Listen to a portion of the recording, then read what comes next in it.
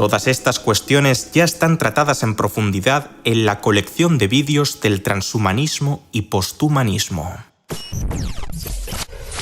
A modo de recapitulación, el concepto de cientificismo se suele invocar para aludir a una aplicación desmesurada de la ciencia en diversas esferas de la vida y del conocimiento.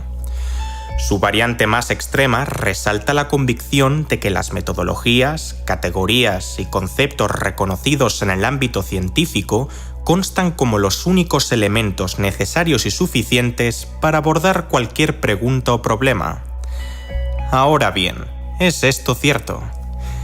Quizás llegue el día en el que las emociones humanas sean parametrizables, las enfermedades crónicas devengan obsoletas, la esperanza de vida sobrepase el umbral del siglo, los viajes interplanetarios se conviertan en excursiones rutinarias, la simulación de ecosistemas se efectúe con precisión milimétrica, la escasez de recursos naturales básicos se neutralice, las barreras lingüísticas se disuelvan mediante traducción a tiempo real, la justicia penal se fundamente en análisis conductuales infalibles y las formas de gobierno sean optimizadas mediante ciencia de datos.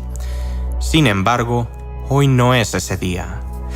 Si bien la predicción y especulación científica está a la orden del día, gran parte de los supuestos cientificistas son de carácter filosófico.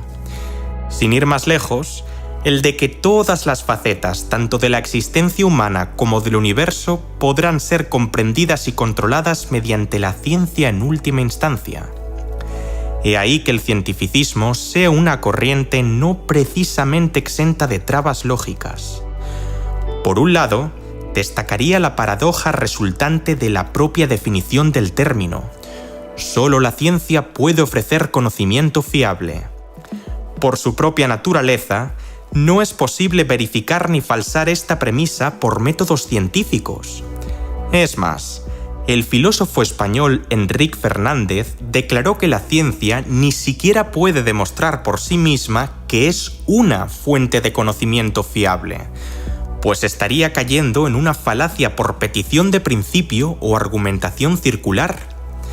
La ciencia es una forma de conocimiento fiable porque lo dice la ciencia, y hay que fiarse de lo que dice la ciencia porque es una forma de conocimiento fiable.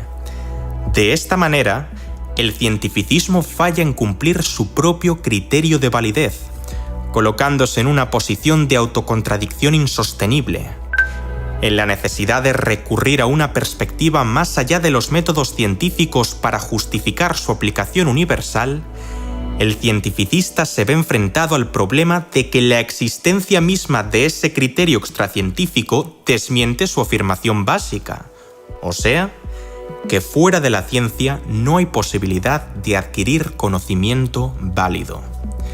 En su lugar, las cuestiones relativas a la naturaleza del saber que proporciona y el tipo de verdad a la que se aspira se resuelven en el ámbito de la filosofía de la ciencia.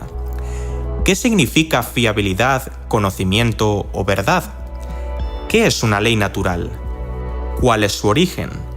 ¿Y por qué el cosmos se pliega ante una ley específica en vez de otra? Con ello, nos hallamos frente a indagaciones de carácter filosófico que demandan respuestas filosóficas. Por otro lado, la coyuntura plantea otro dilema aún más problemático. Si se ampliara la definición de ciencia para incluir en ella ramas como la ontología, la epistemología o la metafísica, el cientificismo pasaría de ser contradictorio a adquirir la condición de trivialidad. En otras palabras, su significado se volvería tan inclusivo que abarcaría prácticamente cualquier materia para la que pudiera ofrecerse un argumento racional o filosófico, incluyendo a las humanidades y la teología natural. En resumidas cuentas, cuando el cientismo se somete a un escrutinio lógico riguroso, queda revelada su incapacidad para sustentar sus proposiciones, ya sea cayendo en una contradicción inherente o diluyendo su significado hasta llegar a un estado de irrelevancia. En nuestra vida cotidiana, creemos muchas cosas que la ciencia no puede demostrar, y no hay nada de malo en ello. Estas creencias podrían incluir asunciones metafísicas como la existencia de una realidad ajena a nosotros mismos, la posesión de capacidades cognitivas que pueden conocer dicha realidad o la autenticidad de la conciencia del resto de seres humanos. Lejos de ser acreditadas o desmentidas por métodos científicos, estos postulados se erigen como presupuestos filosóficos que la ciencia, en su aspiración de explorar y entender el universo, acepta tácitamente como verdaderos para fundamentar su praxis investigativa. En caso contrario, el científico ni siquiera podría operar en lo que le corresponde, esto es, hacer ciencia. De forma análoga, los imperativos morales y las conductas éticas, aquellos que delimitan lo aceptable de lo reprobable, se sitúan más allá del alcance del paisaje científico. Aún así, es evidente que esta limitación no nos exime de la facultad e incluso de la responsabilidad de elaborar y/o emitir juicios morales.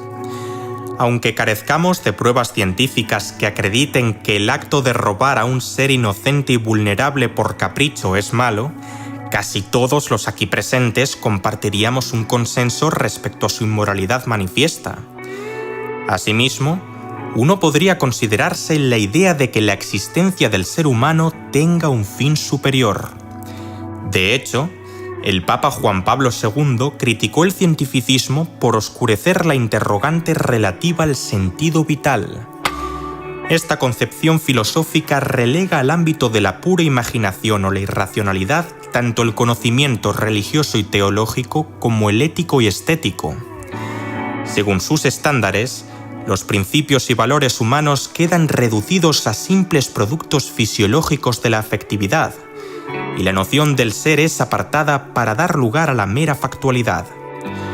Los indudables éxitos de la investigación científica y la tecnología contemporánea han contribuido a difundir una mentalidad cientificista que parece no tener confines, dada la forma en que ha penetrado en diferentes culturas y los ajustes radicales que ha introducido en ellas. En mayor o menor medida, la ciencia puede enseñarnos cómo están las cosas, pero no por qué nosotros estamos aquí, ni tampoco cuál es nuestro propósito ulterior tanto a nivel individual como colectivo. Aun si llegáramos a concluir que no existe una explicación última de la realidad, estaríamos articulando una tesis filosófica y de este modo trascendiendo los cercos que el cientificismo ha sellado.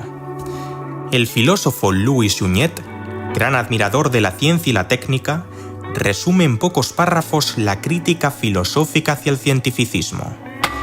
En lo que respecta a su estructura fundamental, la filosofía puede construirse a partir de los datos fundamentales de la experiencia y de la razón.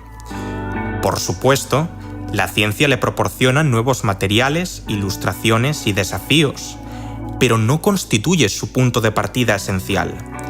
Esto nos conduce a una reflexión saludable.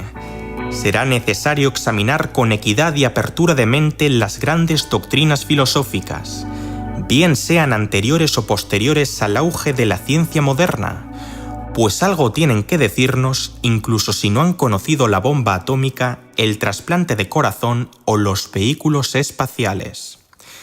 En definitiva, la transición desde la ciencia hacia el cientificismo, o lo que es lo mismo, la idealización del conocimiento y método científico, puede describirse como una senda insidiosa. Uno parte de reconocer las ciencias como actividades humanas fecundas para deslizarse posteriormente hacia una simplificación excesiva de los mecanismos que las rigen.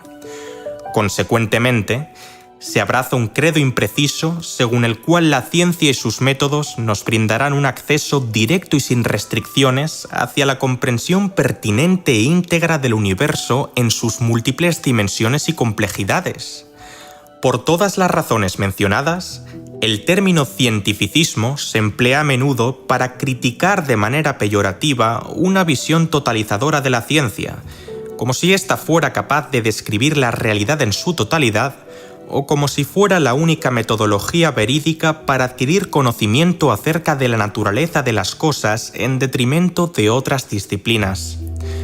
Todo sea dicho, El hecho de que la ciencia no sea la única fuente fiable de conocimiento no implica que toda fuente de conocimiento sea fiable.